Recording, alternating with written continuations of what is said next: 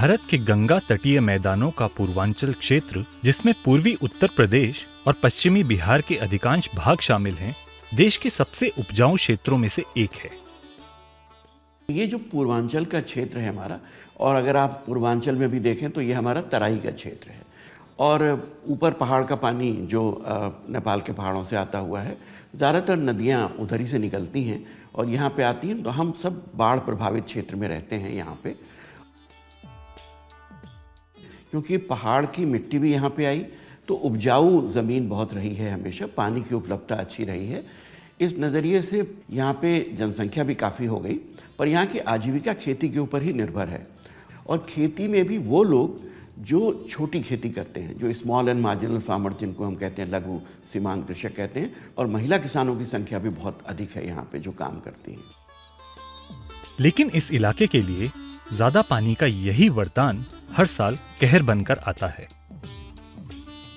Monsoon के दौरान और उसके बाद खरीफ फसलों को बार बार आने वाली बाढ़ और निचले इलाकों में लंबे वक्त तक जल जमाव की वजह से भारी नुकसान उठाना पड़ता है। मौसम आधारित आजीविका पर निर्भरता, छोटी और सीमांतर भूमि जोतने और कृषि के मशीनीकरण के सीमित दायरे ने इस इलाके के किसानों को भयंकर समस्या की तरफ धकेल दिया है। इसके अलावा बदलती जलवायु और बाढ़ संबंधी आपदाओं की वजह से पूर्वांचल में किसानों की संवेदनशीलता और बढ़ गई है। इन सब समस्याओं ने किसानों को गरीबी और कर्जे के दुष्चक्र में डाल दिया है।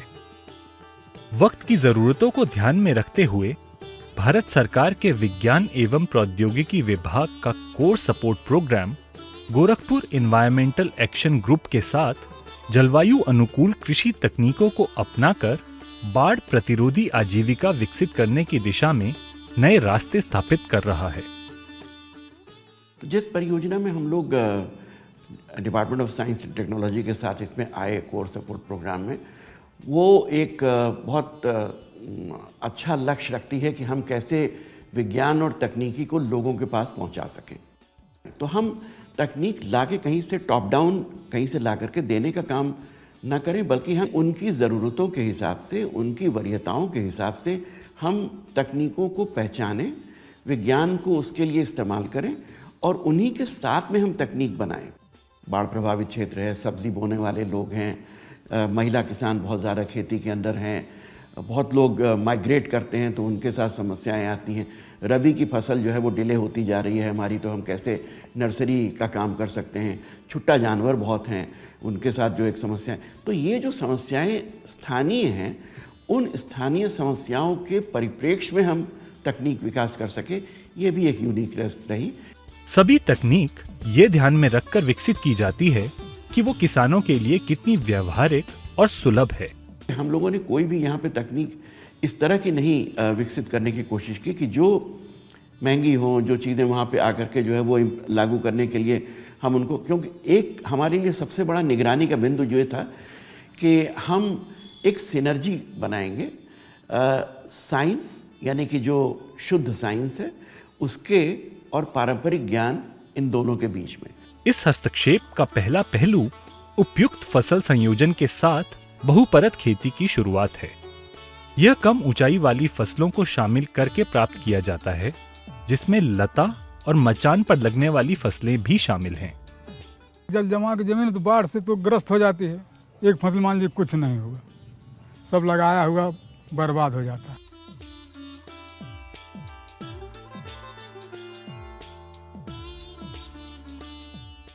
झमड़े की खेती कर रहे हैं, छत वाली, तल वाली, उसके बाद उसको नीचे भी उगा लेते हैं, डबल फसल निकल जाती है। साग बो दिए, मूंगफली बो दिए, मूली बो दिए, तो ये सब फसल पहले हम लोग नहीं निकाल पाते थे, लेकिन जब से इस परियोजना में जुड़े हैं तब से हर फसल में 2 फसल निकल जाता हम लोगों का। इससे 1 ही रुपया में 2 रुपये का लाभ है। फसल कैलेंडर में बदलाव और इस तकनीक में उपयुक्त किस्मों के चुनाव से बाढ़ और जल भराव के दौरान खेत में फसलों को बचाने, बुआई और कटाई के समय से पहले या स्थगित करने में मदद मिलती है। दूसरा महत्वपूर्ण पहलू जल भराव वाले इलाकों के लिए पोर्टेबल और चलने योग्य नर्सरी प्लेटफॉर्म अपनाना है। इस नर्सरी का निर्माण लोहे की उठी हुई क्यारी पर किया जाता है ताकि यह पानी के जमाव से प्रभावित ना हो। पोर्टेबल और मूवेबल नर्सरी का इस्तेमाल इष्टतम तापमान बनाए रखता है, स्वस्थ अंकुरण एवं शुरुआती विकास को प्रोत्साहित करता है, पौधों को नुकसान से बचाता है और फसल की गुणवत्ता में सुधार भी करता है। इसका इस्तेमाल सर्दी और गर्मी के मौसम में भी किया जा सकता है। इस हस्तक्षेप का तीसरा पहलू पर्यावरण के अनुकूल जैव कीट विकर्षक का उपयोग है। यह पूरी तरह से जैविक कीटनाशक है जिसे किसान अपने प्रांगण में ही बना सकते हैं। इसे स्थानीय रूप से उपलब्ध जड़ी बूटियों और औषधीय पत्तियों के साथ गोमूत्र का उपयोग करके तैयार किया जाता है। यह न केवल कई हानिकारक कीड़ों पर बहुत प्रभावी है, बल्कि इसमें एंटी फंगल और एंटी माइक्रोबियल गुण भी हैं जो मिट्टी से पैदा होने वाले रोग जनकों के खिलाफ काम करते हैं। रासायनिक जो दवा है वो महंगी मिलती है, ये दवा जो है घर बना लेते हैं, कम पैसे में तैयार हो जाता है। खाद भी जहाँ उसको 50 किलो छोड़ना था इसको 20 किलो छोड़ेंगे, शुद्ध मात्रा में रहेगा, कीड़ा फतिंगा भी नहीं लगते हैं।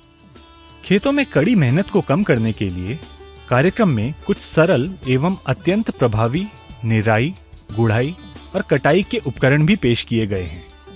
पहले वही दिक्कत थी कि हाथ से फोड़ते थे हम लोग तो हाथ दर्द होता था। 1 घंटा में 1 किलो नहीं फोड़ पाते थे, अब 1 घंटा में 40-50 किलो हम लोग फोड़ लेते हैं।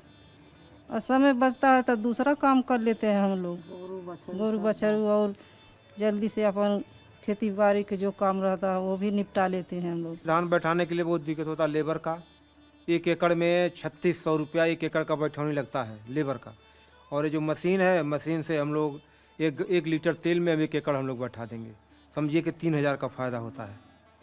और खोदने वाला हम लोग का एक गड्ढा खोदने वाला है, खुदाई वाला है, उसको हम लोग खुरपे से खोदते थे, उसमें बहुत टाइम लगता था। अब उसको मशीन में उस ज़मीन में लगा करके घुमा देंगे, वो भी खुदा जाएगा, उससे भी समय और पैसा का भी बचत होता है। उस समय को वो अपने दूसरे कामों में लगाती हैं, अपने घर के कामों में लगाती हैं, अपने बच्चों को देख लेती हैं, खेती में ही और काम कर लेती हैं, तो उससे उनको फ़ायदा मिलता है। और उन लोगों की अब महिलाएं हैं तो वो चीज़ों को बढ़ाने में समूह के माध्यम से आगे आ रही, तो उनकी पहचान भी बन रही है। कार्यक्रम ने छोटे पैमाने पर उद्यमी बनाने का मौका भी मुहैया कराया है। अनिवार्य रूप से महिलाओं को शामिल करते हुए ये छोटे स्वयं सहायता समूह वर्मी कंपोस्ट और दूसरे जैविक उत्पादों को इलाके में किसानों को बेचने के लिए बनाते हैं। हमन के फायदा मिलल कि वैसे हमन के चलत नहीं रहल, यहाँ सुहर परेशान सब रहल, बाल बच्चे सब परेशान रहल। ऐसे जब से CPP खाद वर्मी कंपोस्ट कीटनाशक जब ले बनावल जाता, तब से तन 2 पैसा बिकतो बा, तन 2 पैसा आवता घर में, इसी से हमन के रोटी कपड़ा चलता। 10 जनी के 10 महिला के 11 महिला आ जालिन, 12 महिला आ जालिन। हम सबके रोजगार देला, खाद पैकिंग करे के, हल्दी पैक नीचे के के उबाले के, पैकिंग करे के, इस सब के रोजगार हम कम पैसा सबके देला, सामूहिक मेहरारू के। इसने न केवल क्षेत्र में महिलाओं की आर्थिक ताकत को सक्षम बनाया है, बल्कि उन्हें स्वास्थ्य और शिक्षा तक पहुंच के मौके भी प्रदान किए हैं। इस पहल की विभिन्न सेवाओं के जरिए कुल 3141 पुरुष और 1346 महिला किसानों को फायदा हुआ है और उनकी आय में 34% तक की वृद्धि हुई है। इस कार्यक्रम ने एक स्थिर आर्थिक और सामाजिक आधार बनाने के लिए वंचित और पिछड़े समुदायों का समर्थन किया है, जहां ये वर्ग अतीत में पीछे छूट गए थे। नुकसान कम किया, प्रोडक्शन बढ़ाने की कोशिश की। कुल मिलाकर के ये है कि लागत और जो प्राप्ति है उसका जो गैप है वो बढ़ता जाए, यानी कि हमारा जो नेट गेन है वो बढ़े। एक बहुत बड़ा बेनिफिट जो मैं कहूँगा जो इससे हटके है, लोगों में आगे बढ़ने की और कृषि में चाह, और ख़ासतौर से युवाओं की। पहले हम मजदूरी करते थे लुधियाना में, तो विभाग में हमने जब जुड़े थे 2018 में, तो हमने खेती किए।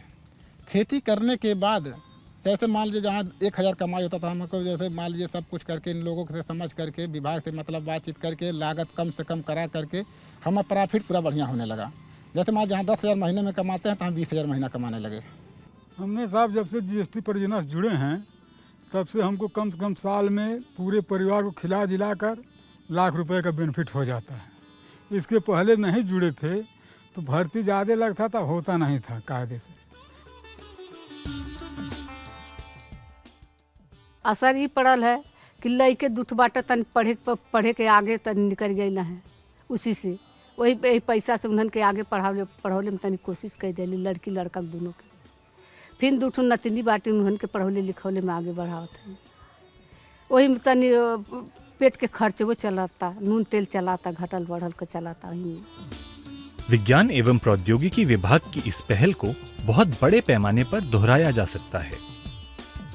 यह कार्यक्रम भारत में आत्मनिर्भर कृषि समुदायों और मजबूत ग्रामीण समाज के निर्माण की क्षमता रखता है।